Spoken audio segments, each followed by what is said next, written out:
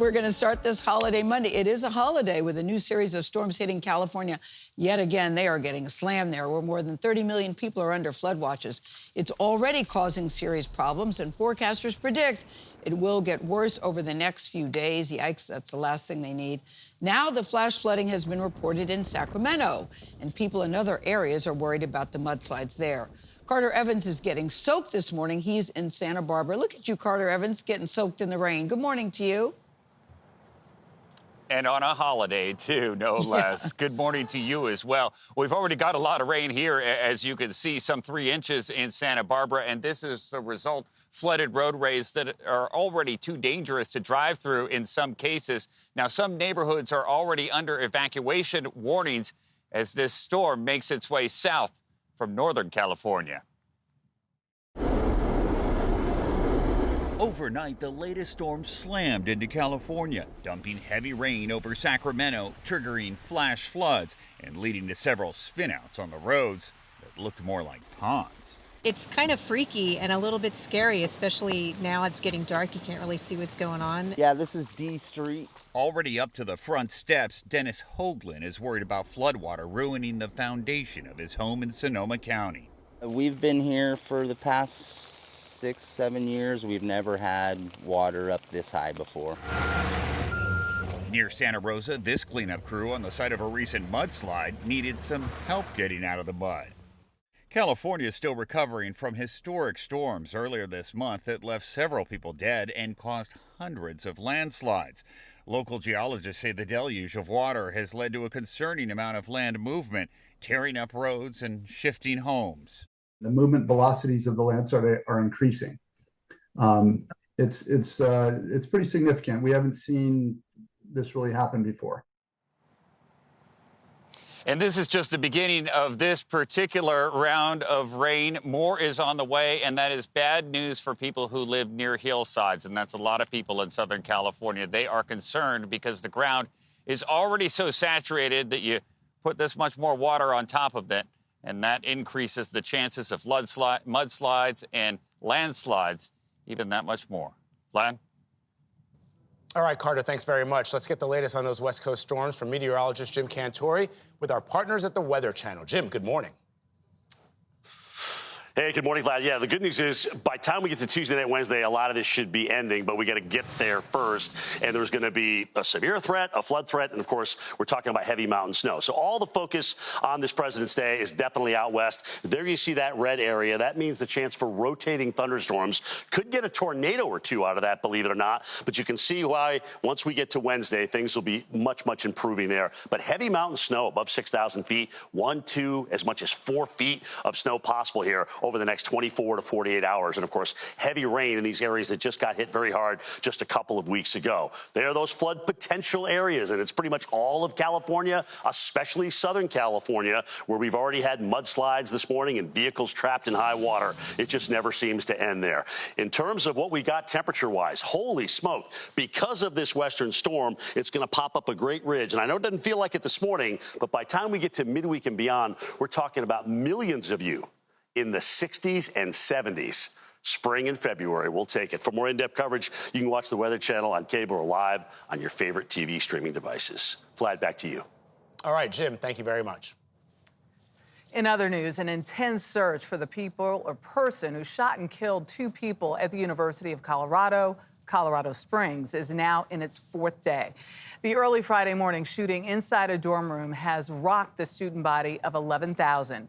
University officials are trying to reassure them, while police say it appears the victims were targeted. Nancy Chen has more. Students say they heard gunfire come from a University of Colorado dorm room just before 6 a.m. Friday. Minutes later, police made a grisly discovery on the Colorado Springs campus. 2 deceased individuals, each with at least 1 gunshot wound. 24-year-old Samuel Knopp was a music major. The second victim, 26-year-old Celie Rain Montgomery, did not attend the university. I never would have thought that there would be a shooting at college, let alone in a dorm where we have scanners to get indoors. Investigators believe the shooting was targeted and the victims knew their attacker. Homicide detectives say they're working around the clock, but aren't releasing any details about a potential suspect at this time. A tragedy like this is unimaginable. We will do everything we can to bring justice to those that we've lost. Today, in lieu of class, university leaders are inviting students in the surrounding community for a day of healing to honor the victims.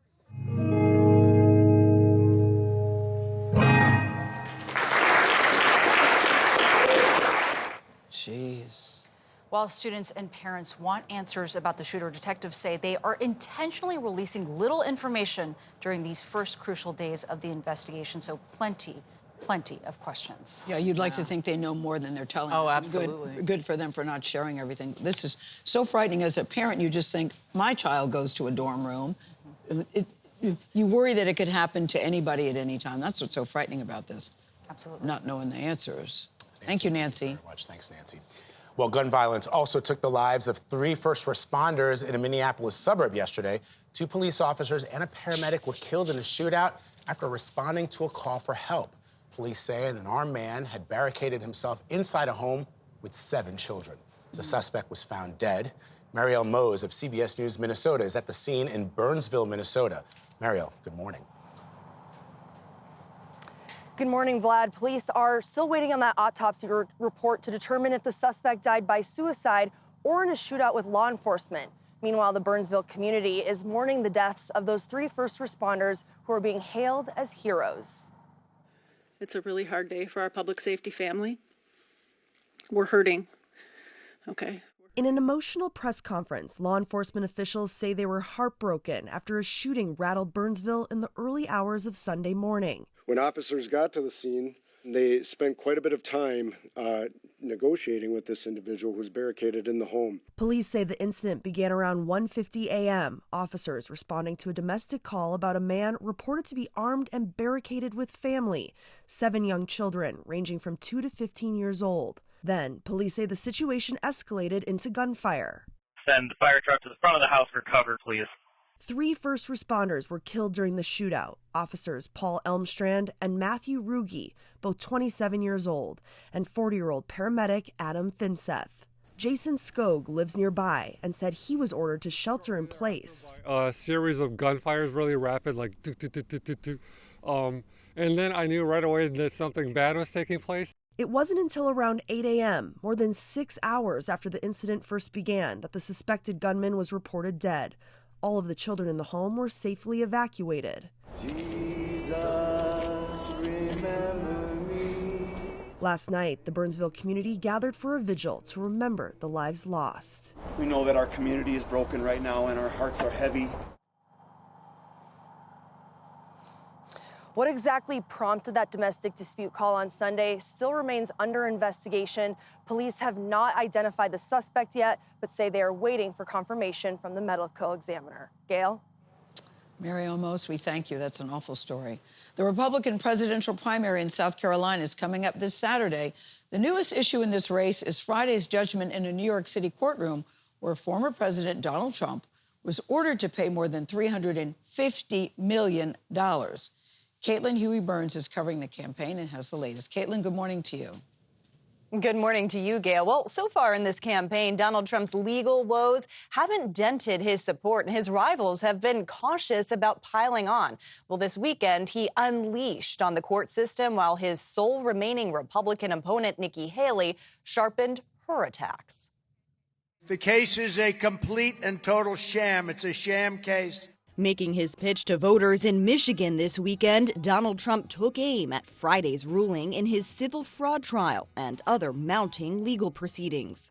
The judges and prosecutors that were dealing with me are essentially all the same, different wrappings, tone, manner, but always the same coordinated and overly nasty result. They are nasty.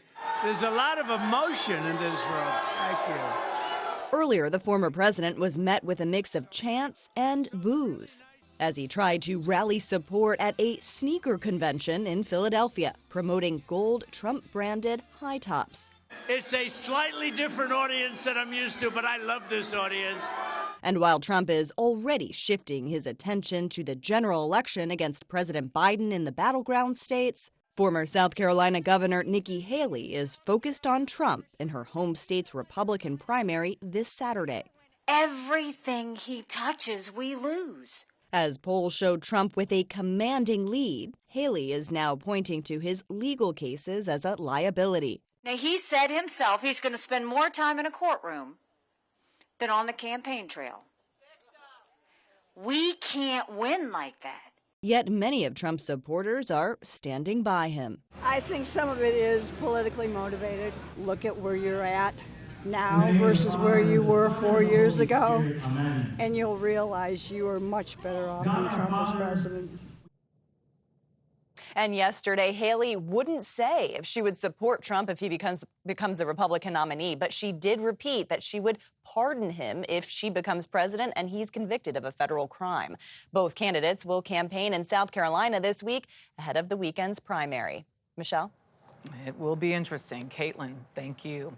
Turning now to the war in Gaza, Israel's Prime Minister Benjamin Netanyahu is vowing to, quote, finish the job of destroying Hamas and freeing hostages. The Israeli military is preparing to launch a possible ground assault on the city of Rafah, where more than half of Gaza's civilian population is seeking refuge. Holly Williams has more from Israel, and we should warn you, some of the images are disturbing. At Al-Aqsa Hospital, the race to save lives never stops. The pain in Gaza is unending. The bloodshed and the grief know no age limits. In the central Gaza Strip, another neighbourhood has been left splintered. We were cooking at home when suddenly the entire house fell on us, says Iman Subhi. They're humiliating us. Netanyahu will be punished. Israel says it cannot eliminate Hamas without moving into Rafah in southern Gaza, where around 1.5 million Palestinians are now sheltering. If Israel's military goes into Rafah, what will happen to the Palestinians there who are not Hamas? This is the challenge of urban warfare in general, and specifically in the Rafah area. But the alternative is raising a white flag to Hamas terrorism. But the US is warning against a ground assault without a credible plan to protect civilians. Now they're packed into Rafah, exposed and vulnerable. They need to be protected.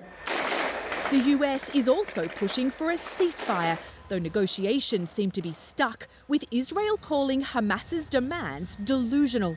And while the US has long hoped for a two-state solution, finally giving Palestinians their own state in the West Bank and the Gaza Strip, Israel's Prime Minister Benjamin Netanyahu said yesterday that his country, quote, rejects international dictates regarding an accord with the Palestinians. Some of Israel's allies, including the US, appear to be growing frustrated with its intransigence. And domestically, Prime Minister Netanyahu is also under pressure. On Saturday night in Israel, what looked like the biggest anti-government protests since the war began. Benny Gantz, a member of Israel's war cabinet, said yesterday that an offensive in Rafah will go ahead if Hamas does not release the remaining hostages by the time of Ramadan. Now, that is the Muslim holy month, which begins in early March. Gayle. All right, Holly Williams reporting from Israel. Thank you. A human rights group in Russia says more than 350 people were arrested over the weekend as they mourn the death of opposition leader Alexei Navalny in a prison camp. Now, Russian officials say that he just died suddenly without giving any details. This morning, Navalny's widow accused Vladimir Putin of killing her husband. MTS Tayeb has the latest. In her video message, Yulia Navalnaya vowed to continue her husband's work, build a free Russia, and reveal the names of those involved in his death, while at Moscow's Solovetsky Stone, a monument to the victims of political repression, supporters continue to leave flowers in memory of Alexei Navalny. But in Vladimir Putin's Russia, political repression is everywhere. Across the country, tributes to the late opposition leader have been swept away. And hundreds have been arrested for daring to honor Navalny so publicly, says Russia analyst Jeff Hahn. What do you think it says about this moment in Russia? I think it illustrates a deep mourning among the people who were supporters of Navalny, which was a large section of Russians, many of whom believe they've now lost hope. The last time Alexei Navalny was seen alive was just a day before his death was announced, looking gaunt but seemingly in good spirits at the Siberian polar wolf penal colony where he was being held. Navalny's allies, President Biden, and other world leaders say Vladimir Putin bears responsibility for his demise. The Russian president was pictured smiling at a visit with factory workers shortly after the news of Navalny's death broke, but still hasn't commented publicly on it. After exposing corruption at almost every level of the Russian state, frequently targeting Putin himself, Navalny survived poisoning attempts and spent years in some of Russia's most notorious prisons before dying at 47, leaving behind a wife and 2 children. And world leaders, including President Biden, have vowed to hold those responsible for Navalny's death to account. But with Russians due to go to the polls in just a few weeks, and Vladimir Putin all but certain to secure yet another full term, accountability seems a long way off. Michelle. The news hit a lot of people hard. MTN's Tyab in London, thank you.